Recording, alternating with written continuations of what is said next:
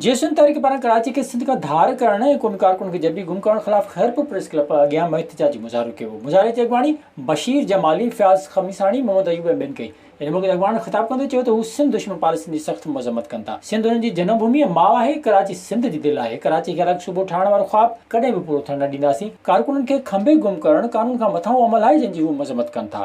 पंहिंजी धरती जी हक़ीक़ी मालिकी करणी पवंदी। सिंध हिकु आहे, सिंध अवल आहे, सिंध आख़िर आहे।